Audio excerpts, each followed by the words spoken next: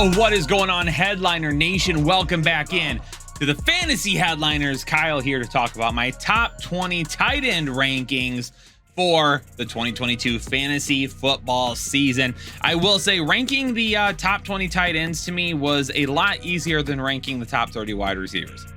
The wide receivers rankings was really difficult right now. The top 20 tight ends was not that difficult for me. I had a really good idea where I wanted to have some of these guys already. So, I mean, there's going to be the top tier guys this year that you take a look at and you're like, I gotta have them. Those are the number one guys.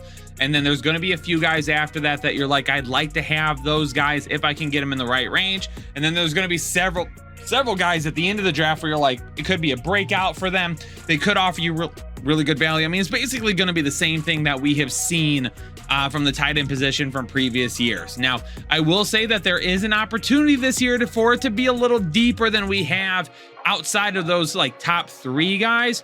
There's several guys behind them that could offer very similar numbers to make the tight end position maybe a little bit deeper this year. But if we don't get that breakout from several guys, then you are going to be looking at really on a weekly basis, kind of trying to pick and choose between a couple of guys, working the waiver wire. So make sure you just draft accordingly come draft day. And listen, on draft day, you may be sweating which tight end that you want to draft. But listen, you shouldn't be sweating this summer because you can't take care of your man bush. So let us help you. No, not in a hands-on sense, but with a code to manscaped.com. Head over to manscaped.com, use code word headliners at checkout, and when you do process your checkout, you're going to get 20% off your entire order, and you're going to get free shipping. So make sure you use headliners, code word headliners at checkout, 20% off your entire purchase and free shipping. Make sure you do that right now if you need some help, ladies and gentlemen. But let's get going. Let's jump into it. Let's start it off. Number one, and the tight end rankings is going to be Travis Kelce. No Tyreek Hill, so you have to imagine that Travis Kelce is still going to get a decent amount of volume. Maybe efficiency changes for him a little bit. I don't care. I'm not worried about it. Travis Kelce is number one. I mean, if George Kittle stays healthy for an entire 17 games, he should be locked in right behind Travis Kelce. He's going to be getting plenty of work this year. He's going to be getting targets. We know he can make the big plays. He's going to be 1A, 1B target-wise with Deebo Samuel there.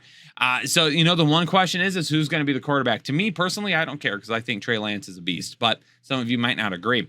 Mark Andrews at number 3 for me. Again, one thing to keep an eye on with Mark Andrews, it was something that I was a little bit concerned about earlier in the offseason when we were talking about the volume that he had last year and saying, well, you've got Marquise Brown still there. You've got Rashad Bateman potentially taking a step forward. You got J.K. Dobbins coming back. And then lo and behold, Baltimore goes and trades Marquise Brown. So now that doesn't matter anymore. So I have bumped Mark Andrews back up to number 3. I did have Dalton Schultz, who's at number 4, just ahead of him a little bit because I did think Mark Andrews was going to take just a step back. Not a big one, but a little bit of a step back. But now I've got him locked in at number 3. He's still going to see a decent amount of volume. Will still be the number 1 option there for Lamar Jackson. Dalton Schultz at number 4 now. I mean, he is the main guy for Dak Prescott. If you watch the film, you see that way more than a majority of the time. Dalton Schultz is kind of that first read for Dak Prescott. Now, CeeDee Lamb, can he step into that Amari Cooper role? Because it was kind of Amari Cooper, Dalton Schultz, and then it was CeeDee Lamb last year. Some games it was Michael Gallup. So can CeeDee Lamb step into that role and kind of help, take that pressure off? I think he does. I think he'll be fine. You still got Tony Pollard there. You've got other guys that are going to help out. For me, Dalton Schultz is a guy that's locked into the top 5. And Dallas Goedert really should be as well, because Dallas Goedert last year, after Zach Ertz was traded, I mean, the dude played like 88% of snaps the rest of the season. Opportunity is everything at the tight end position. If you've got a tight end that's going to give you a ton of opportunity, you have to seriously consider him. And that's going to be Dallas Goedert, because he's going to be on the field 85 to 95% of the plays. And as long as he's on the field, he's going to get looks. And now that you've got 2 outside wide receivers to really help take that pressure off, Dallas Goedert, I mean, he's going to be a guy that's going to eat over the middle of the field. Jalen Hurts, we know he can get Goedert the football because he did last year. The volume was there. The volume wasn't there for him all season long, but the efficiency was. Trust me, go watch my most efficient wide receiver video, most efficient tight end video, and check out how good Dallas Goedert was in those categories. Kyle Pitts is going to be number 6 for me because he's going to get I mean, he's going to get the 1A looks basically to start the season until Drake London proves himself. The focal point of this offense is going to be Kyle Pitts. Can he be that guy in year 2? No touchdowns were there. I mean, yes, obviously there was a touchdown there last year, but the touchdowns weren't there last year to really help propel him up. If he doesn't start scoring this season, he's still not going to be a guy that's going to finish above everybody else ahead of him. Darren Waller at number 7. I mean, he's been a big tight end for us the last couple of years based on volume alone, but we can't say that anymore with Davante Adams in town now. Darren Waller is still a top 10 option for me, just not the ceiling that we used to see. Zach Ertz at number 8. No DeAndre Hopkins to start the season. So Zach Ertz for me will probably be like to begin the year a top 5 option. And then when DeAndre Hopkins comes back, he'll probably start to drop a little. TJ Hawkinson at number 9. Obviously with Hawkinson, we know that to begin the year, he was getting looks. It was a little bit more inconsistent. Then he dealt with some injuries. Then it kind of fell off and he had trouble staying on the field. So for TJ Hawkinson, number 1, stay healthy. If you're healthy, we should be good because again, kind of like Dallas Goedert, you've got Jameson Williams, you've got Amon-Ra St. Brown, you brought in DJ Chark, you've got DeAndre Swift, you've got all these weapons around you that really should leave TJ Hawkinson open over the middle of the field and some nice mismatches. If that can happen, they need to get him the football. Hopefully the former tight end himself, Dan Campbell, understands that and really brings up his usage in the system.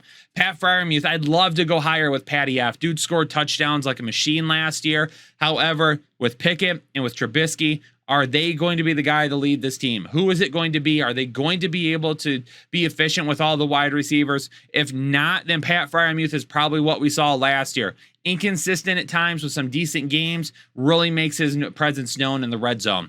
Dawson Knox at number 11. He's going to have a big fall this year just because they also brought in OJ Howard and they also brought in some other complementary weapons to kind of help around them. So Dawson Knox to me, again, gonna kind of be made in that red zone. If he can score the touchdowns, he's gonna finish higher. But if we see touchdown regression, he'll probably be in this area.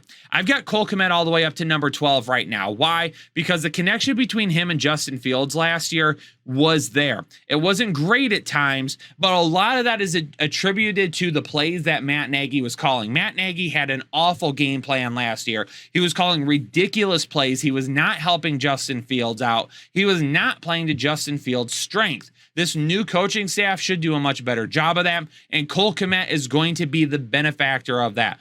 Based on volume alone, he should be number 2 in that offense behind Darnell Mooney, which should get him into the top 12 here, especially if he can score some touchdowns. Hunter Henry at number 13, again, will be touchdown dependent for me. They've added Devontae Parker. He's going to make his presence known in the red zone. He's going to have to score. Robert Tonyan, I could see him going higher. Obviously, bad injury last year. If he's fully healthy, if he's good, he's cleared, feeling nice, out there on the field, he should be a trusted target once again for Aaron Rodgers, especially considering now that we know no Davante Adams will be there. Mike Gesicki's going to be there at number 15. Adding Tyreek Hill really hurt Mike Gesicki. He's going to have some big games, I think, but they're not going to be enough to really put him into top 12 conversation. Irv Smith Jr., I would love to go higher with Irv Smith Jr., and I think it could end up happening. I'm just being hesitant with it right now because, again, another guy that we haven't really seen do it yet. Bad injury last year. Hopefully he can get back 100% this year and make that climb. Albert, are you okay? Would love to go with him a little bit more with Russell Wilson there in Denver, but the receiving options are way too good for Albert. Are you okay to be good on a consistent basis? So again, it's going to be how many touchdowns can he score? Noah Fant, his former teammate, is going to be right behind him at number 18. I do think that he's going to be utilized in that Seattle offense, but Tyler Lockett and DK Metcalf should see targets first, and I do think we're getting ready to head back to a much higher run efficiency offense there. Logan Thomas at number 19 in Washington. Him and Carson Wentz hopefully are on the same page. Thomas, we know he gets the volume in that offense when he's healthy. David Njoku is going to come in at number 20. If there's no Deshaun Watson, which it could end up happening, obviously right here, kind of 20 is what I'm thinking. If Deshaun Watson is good for all 17 games, then David Njoku could end up going higher, but I've got to see it. I have got to see Deshaun Watson willing to go to David Njoku. I have to see the Cleveland offense willing to give David Njoku the shot. If they can do that, David Njoku could obviously climb a lot higher than number 20. But there you have it, my top 20 tight ends some good options for you late in your draft. If you don't want to use a top pick on a tight end to get started, you have some good options to take a look at. So make sure that you do that. But ladies and gentlemen, let me know down in the comments below, who's one guy, again, tight end wise, that you're wanting to leave with, that you love him, that you're like, man, I got to have this guy in every single draft I have. Who's that tight end for you? Are you going to go tight end early? Are you going to go tight end late? Let me know in the comments what your kind of process is going to be for tight end drafting this year. Hit the like button for me. Hit it, baby. Hit that thumbs up right now. Also, subscribe. If you're new here and you haven't subscribed yet, I encourage you to do so right now by hitting the subscribe button right below me. Ladies and gentlemen, I am going to get out of here, though. All of you stay safe and stay healthy, and I'll catch you on the next episode of the Fantasy Headliners.